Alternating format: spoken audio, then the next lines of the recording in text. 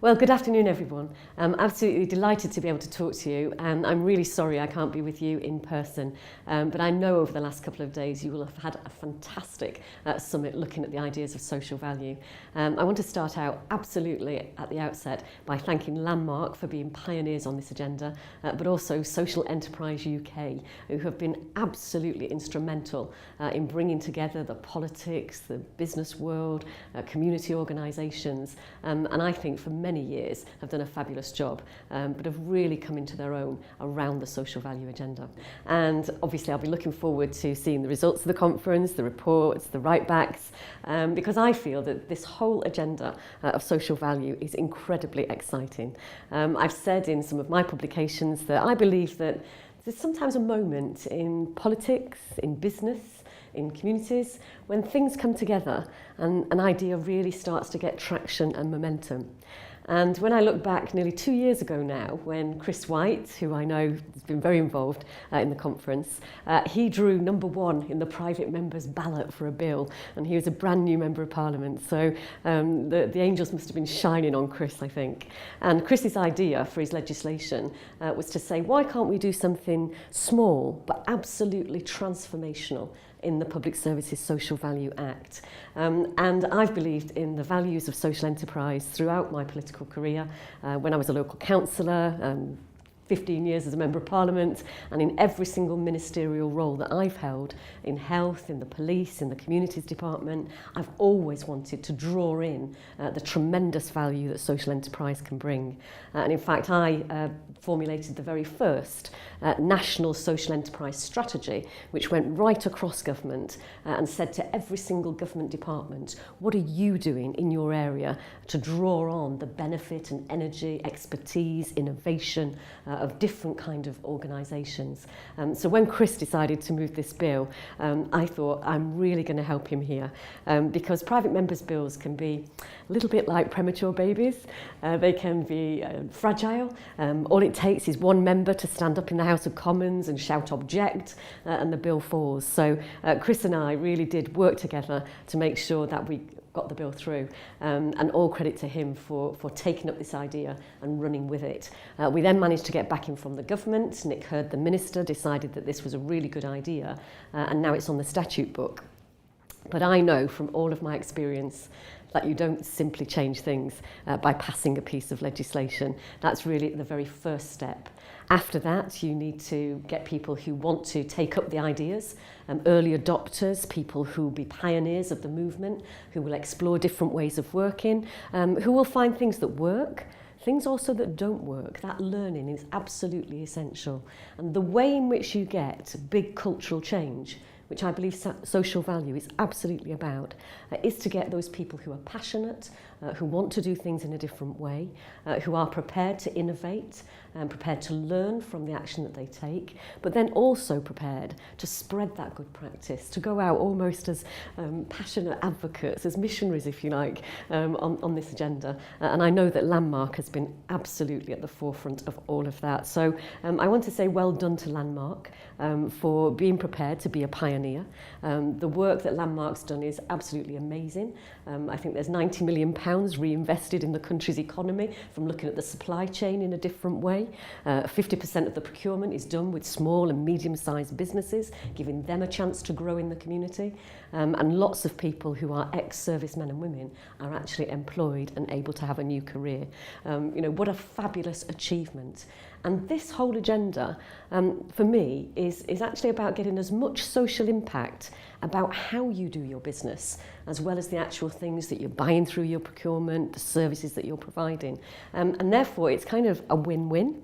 And one of the reasons that I'm very attracted to it, and I'm a passionate advocate for this agenda, is because public money is going to be really tight. Whichever government is in power over the next 10 years or so, there isn't going to be a great big load of public money to be able to invest in doing the good things that we all want to do in our health service, in education, in making the country a better place to live, in giving our young people jobs and opportunities for the future. So if we can devise a scheme whereby when we're spending public money, but not just public money, private money as well, that we do it in a way that creates opportunities for jobs, that stimulates the supply chain, that really welcomes innovation, agility, the ability to think differently, draws in all of that energy and intellectual power that there is in our country, then I think that we are really we're getting a double hit about what we do. And this is about working smarter, it's about being more creative, and it is about being prepared to take some risks as well. And that's a big lesson for government, because I know, having been a minister, that sometimes the appetite for risk is tiny, because if something goes wrong, the world opens in on you, you end up in front of a select committee. It's not a good place to be. But I do think on this agenda, if we're going to make that big push forward, then government also has got to be prepared to help people to take some risks, to do things that don't necessarily have 100% proven evidence base, because if that's all we ever do, we won't move forward. So my message to government is to be absolutely equal partners in this journey, together with organisations like Landmark, but many, many other private companies, local authorities, social enterprises, voluntary groups. Dare I say it, we really are all in this together. And I think if we can get that kind of partnership, then we are going to make huge progress. In the 18 months or so since we took the bill through Parliament, there actually has been, I think, quite significant change. And I've been really heartened at the fact that although the bill puts a duty on public authorities to take into account social, economic and environmental impact in its commissioning decisions, it doesn't cover, if you like, the private sector. It doesn't apply to them. I have been amazed by the number of big and small private sector companies who get this idea and really want to take it up. We talk a lot about moving towards a more responsible capitalism, a way in which business can really feel part of the community. And the principles behind the Public Service Social Value Act actually have motivated and energised the private sector to want to be part of this great partnership. I've been working with some companies like Fujitsu, Veolia, Sodexo, Interserve, big household names who really want to do their business in a different way so that they get the maximum social impact. They want to take on apprentices. They want to give young people a chance to get on in the future. They want to use their procurement policies to make a real impact in the communities in which they operate. And some of them now are looking at taking on people who have been ex-offenders. That's risk-taking. But if you're prepared to do it, very often people who've been in trouble in the past can turn their lives around and make a positive contribution to their families and to their communities. But what's absolutely fascinating is that now those businesses are saying to me, they're not just doing it because it's philanthropy, it's charity, it's corporate social responsibility. There's an emerging business case that this actually makes economic sense. And the chief executive of Fujitsu, for example, said to me, since they've taken on apprentices, which they never used to, they always took on graduates, they're taking on apprentices, teaching them about their business, giving them bespoke skills. Their retention rate of really high quality staff has gone up significantly. That saves the business money. So you've got something that people want to do with their hearts, they're passionate, and also something that has a business case. My experience is, if you can get head and heart working together again, provided the political climate is right, that's the moment at which these ideas really do begin to take off. Right across the country, local authorities of all parties beginning to see this makes sense. I've got very little money to spend, but if I can spend it in my community and give people a sense of ownership, a sense of true partnership, that their views are designing the programmes, that we're using small social enterprises who very often bring innovation, new ways of doing things, then they can still manage, even at a time of austerity, to provide some decent services to their communities, and that's what drives local authorities. So whether it's Birmingham, Liverpool, my own authority in Salford, who are now putting social value clauses in all of its procurement, it is again beginning to take off. I was talking to some of the big National Health Service organisations recently.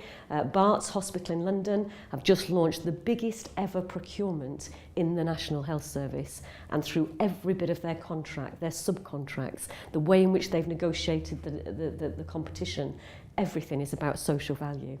So for me, this is really heartening, because at first I think people thought, if we put social value clauses in our contracts, then the price will go up.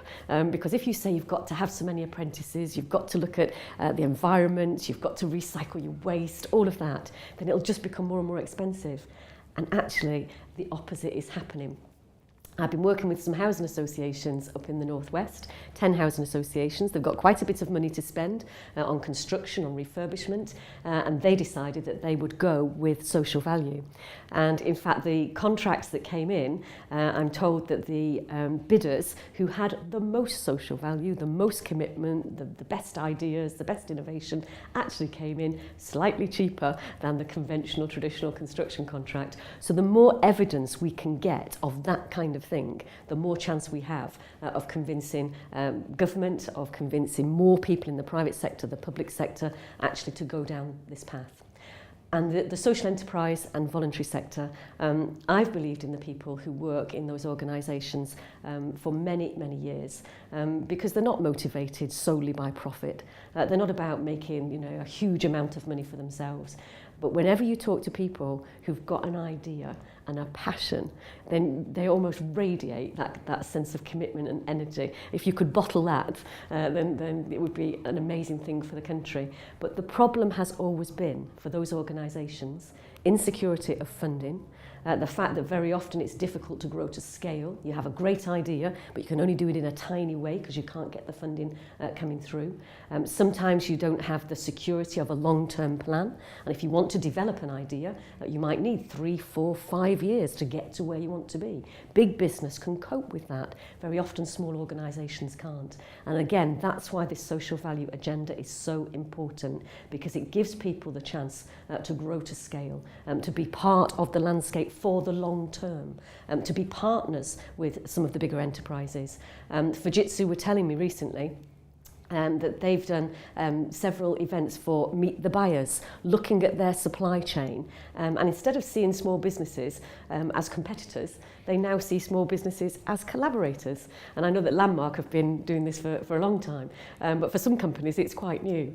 And what they're finding is that those small organisations bring to them agility and innovation that they as a big company just can't do. So again, a really good business case for making that happen. One of the really important things that people have raised with me, businesses, local authorities and social organisations, is that now we really need to be able to measure the social impact that we're making.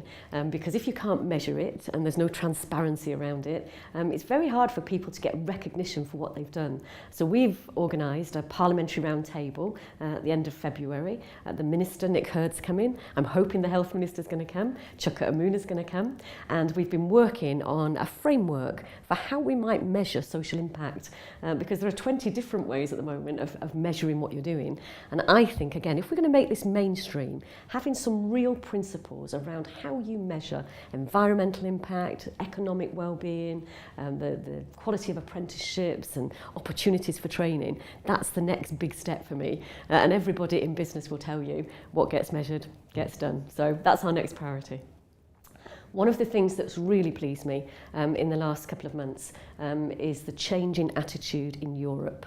In the past, the European Union was always seen as a block on being able to procure in a socially aware way.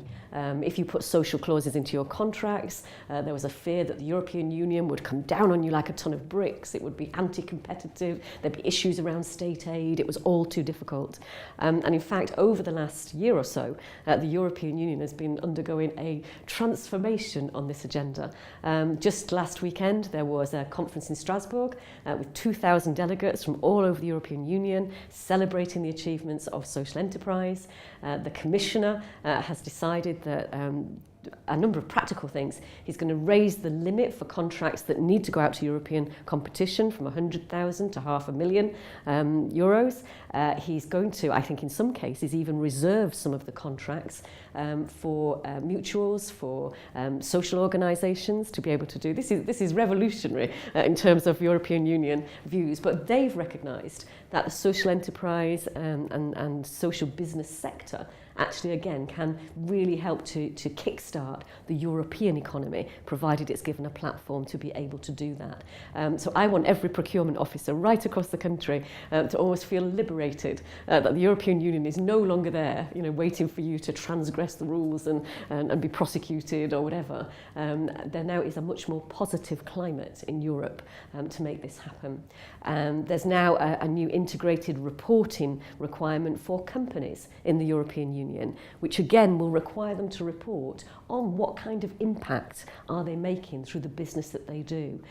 So again, these are all things that are kind of pieces of the jigsaw that are making this agenda mainstream. I would like to think that we come back in 5 years' time, or maybe even sooner, and we're no longer perhaps the missionaries, the passionate advocates. Perhaps we're all mainstream, but then we'll be boring. And I don't want us to ever to be boring, because this is the kind of political agenda that fires you up, that really gets your blood racing and your heart pounding, because you feel like you're on the brink of change. And I think that the summit that you've been at for the last couple of days is absolute evidence that can happen. I want to work over the next few months to see if I can get all political parties as part of their manifesto to make a commitment to social enterprise, to social value. I'd like to see the Social Value Act extended to infrastructure and goods. The big spend in the next few years is going to be on big capital projects. Why haven't we got social value in high speed 2? Why haven't we got social value in some of our big defence procurement contracts? And that way I think we can make a difference. And I would also like a commitment from all parties to grow the social investment market. That's an emerging market where we're able to mobilise capital from people who want to do good, to be able to support our public services in the long run, so that we can carry on improving health and education and looking after the people who really need that kind of care. So sometimes hard times generate innovation, and they generate creativity and new thinking. Nobody would ever have wished these years of austerity on the country. But sometimes when you're in a tight corner and there isn't a big pot of money, then you have to really, use your brain, use your ideas, use your experience, the skills, the wisdom that you've acquired over many years, and say, how can we do things differently? And that's the moment that I think has now arrived. The combination of a difficult economic climate, of the Public Services Social Value Act, of the emergence of a social investment market, of the willingness to grow social enterprises to scale, to make sure that they're investment ready and that they can really take on this challenge. I've not known a moment like this in my 30 years in politics. And if I've learnt one thing, it's when there's a moment, you seize it. So it's been absolutely fabulous to be able to share some ideas and some enthusiasm with you today. And I know that you've had a fantastic summit. And really, I just want to say to all of you, please go out there, be those passionate advocates, be those missionaries for change, because we've never had an opportunity like this.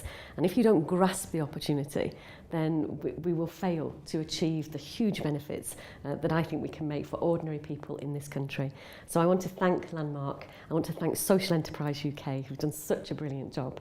Thank you for listening to me this afternoon, and I hope to be working with all of you in the future. Thank you.